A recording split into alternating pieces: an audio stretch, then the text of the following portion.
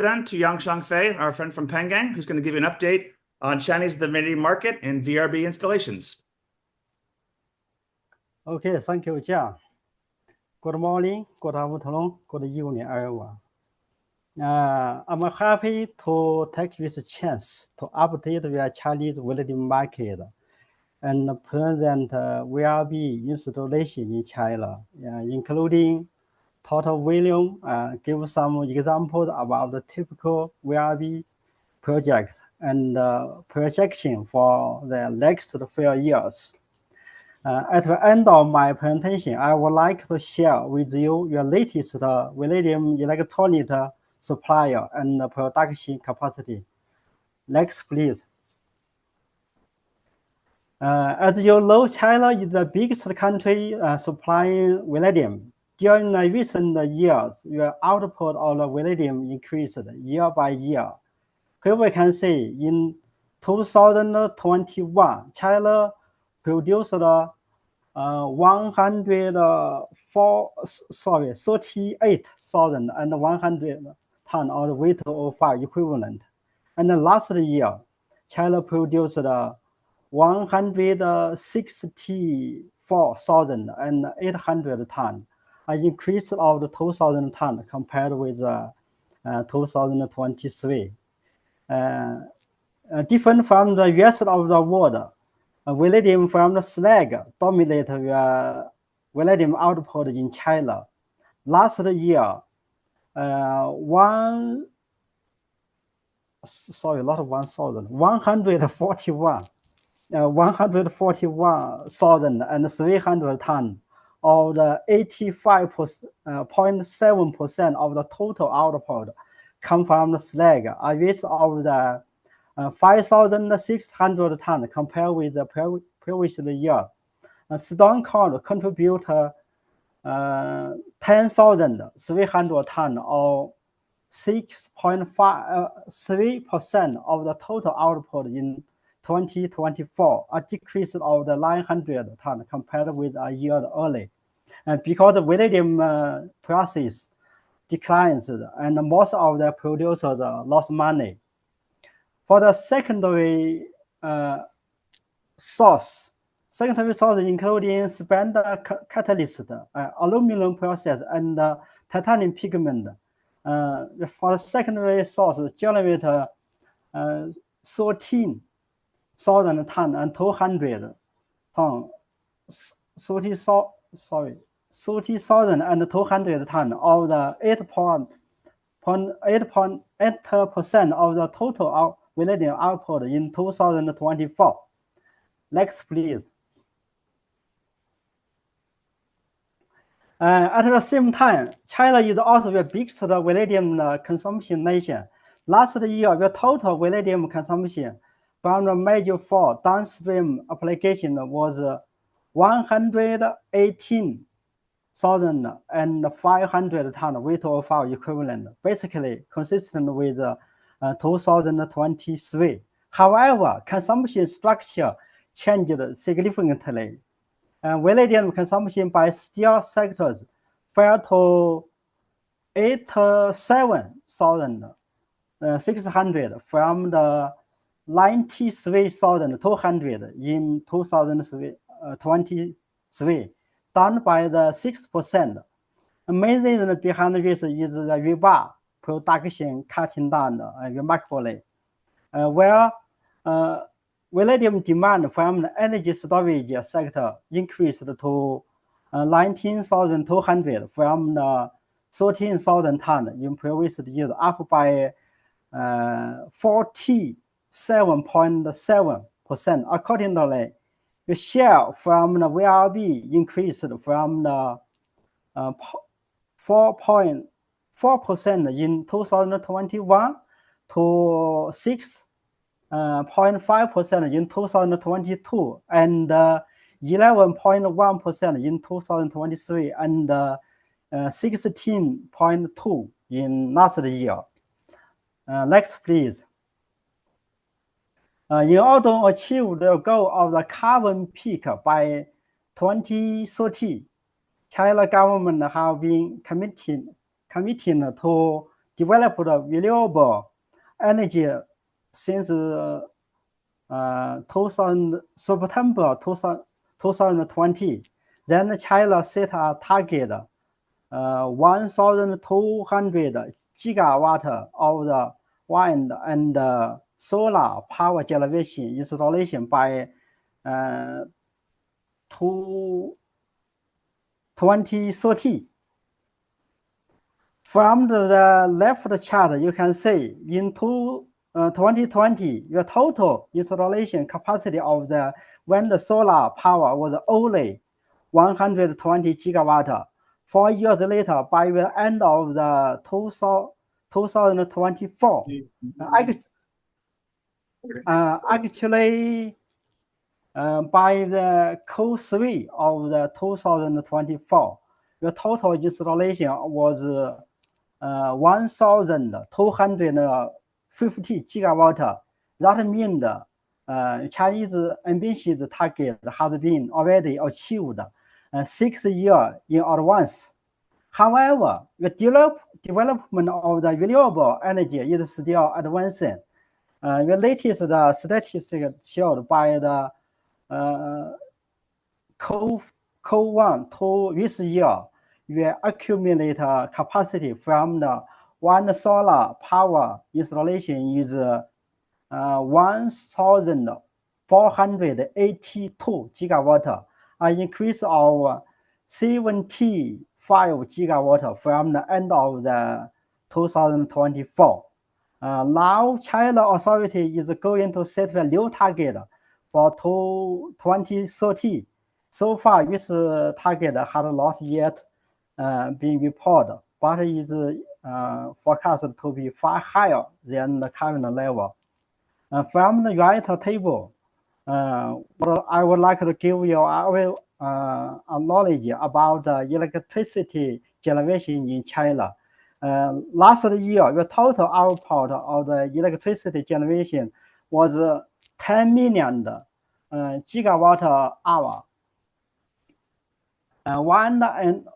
Wind and solar power are 1.8 million gigawatt hour, or contribute to 18.2% of the total electricity generation.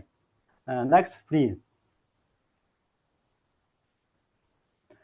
The table in the left on this side gives the so-called new energy storage approaches.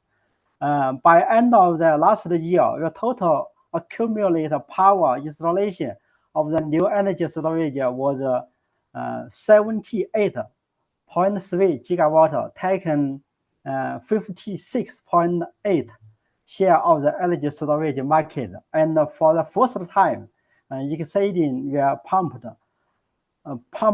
hydro share. Here we can see the lithium battery dominate 97.1% on the share. Follow battery, including VFB, take only 0.7% of the market share. Whatsoever, it increased by 0.2% compared with the 2023.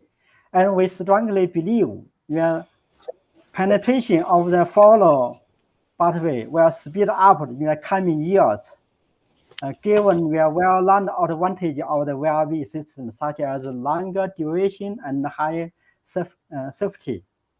Next, please. As I mentioned before, China authority is going to set a new target for 2030, and CRC estimate the accumulated installation of new energy storage solution by the end of the 2030, based on the following two scenarios. For the conservative condition, it forecasts the accumulated installation will reach up to 236 gigawatt, and for the ideal condition, it will be as high as 291 gigawatt. That means additional 150 150 to 210 gigawatt will be deployed during the 2025 to 2030 period. Next, please. Thank you for your attention to come up with today's topic of VRB storage in China. Here I want to point out your data shown in the following slide come from the public use of the personal communication. I try my best to collect information about each individual VRB installation. However, I'm sure with data, a lot of the installation existing in China. So far, there are around 99 VRB installations with a total capacity 3,486 megawatt hours have been deployed in China.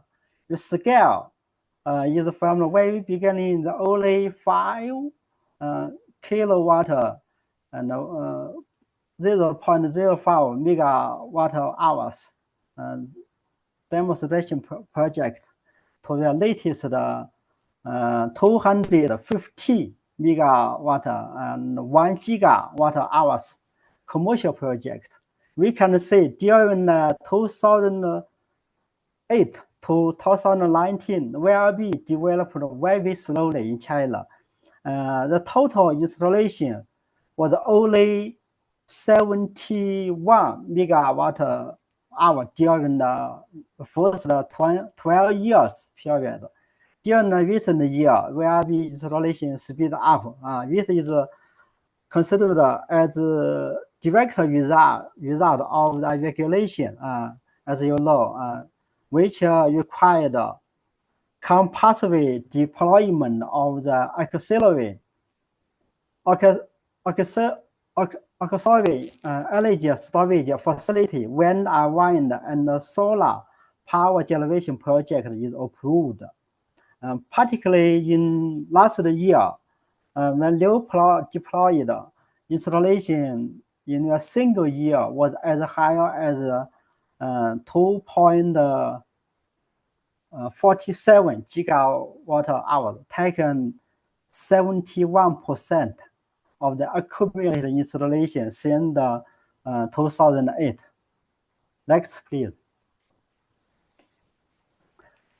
In this slide, I list some 100 megawatt hours scale VRB project delivered in 2024 and under construction now. The first 7 projects are deployed on the power generation side. However, it is interesting to point out the last one, I'm marked with the red color. The 100 megawatt and 600 megawatt hour VRB project is designed for heavy truck charging purpose. To the best of my knowledge, this is the biggest one for residential use in the world. Next one, please. Up to date, there is around 23 residential battery with total capacity 230 megawatt hours in China, accounting for 6.6% of the total installation in terms of the power capacity.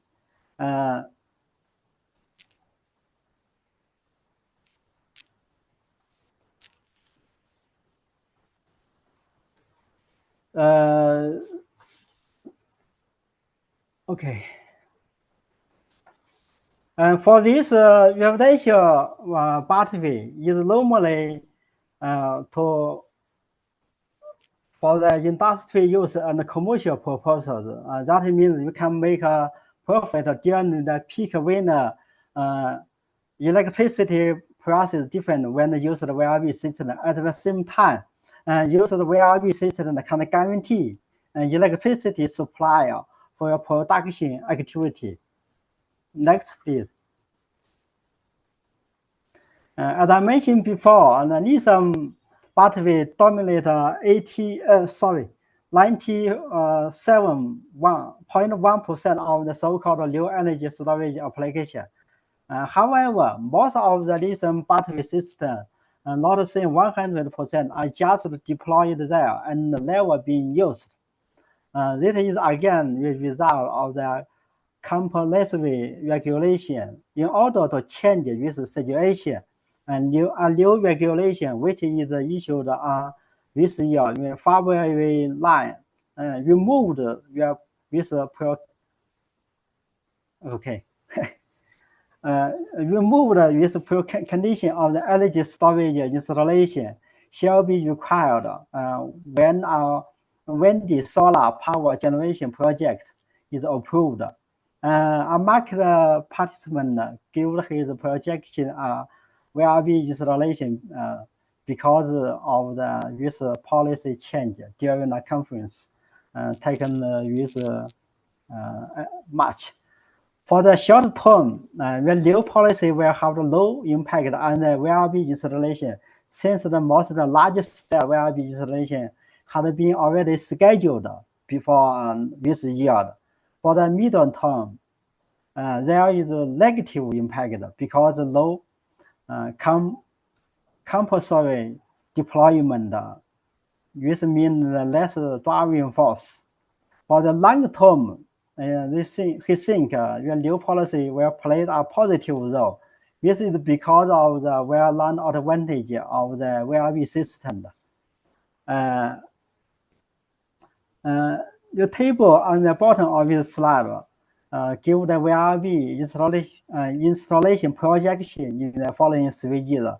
In this year is 1.6 gigawatt and 6.25 gigawatt hours, and for the next year is 2.2 gigawatt, and for the 2027 is 2.9 gigawatt and 12 gigawatt hours. Next, please.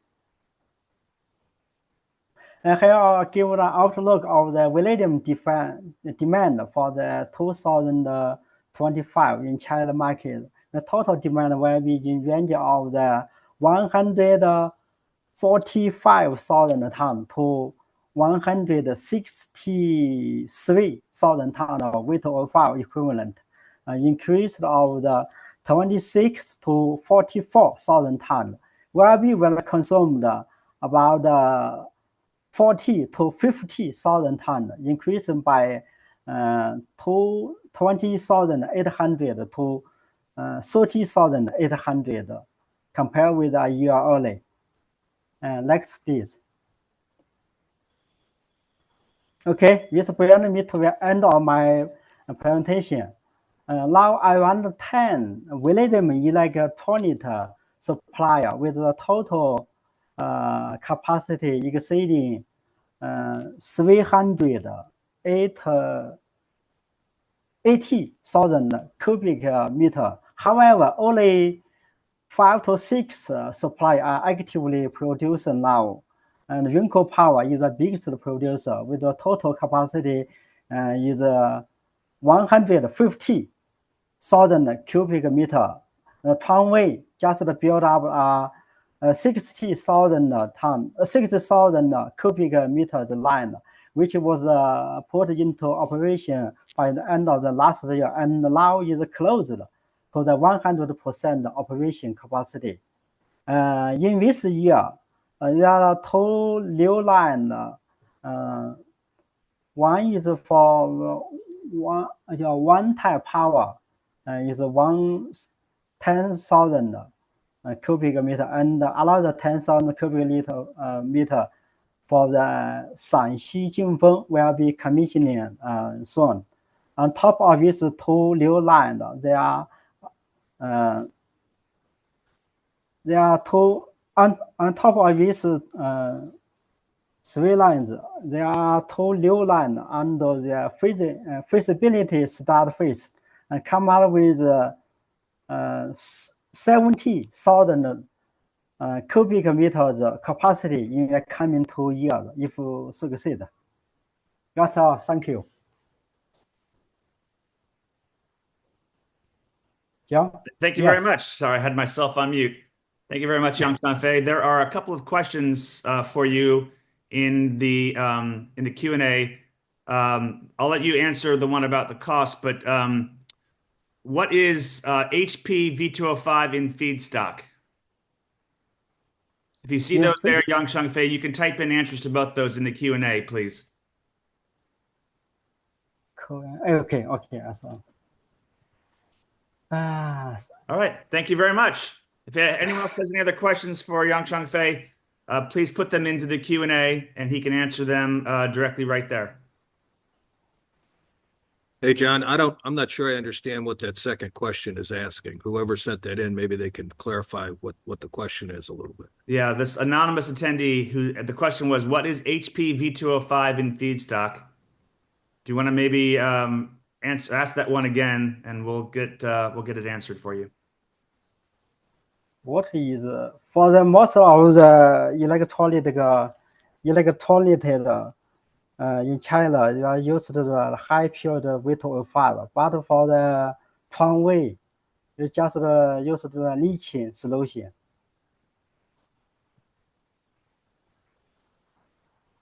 And about the storage cost, sorry, I don't know the idea. Maybe Dr. Wang Xiaoli will have the better answer. All right. That's a good segue to our next presentation.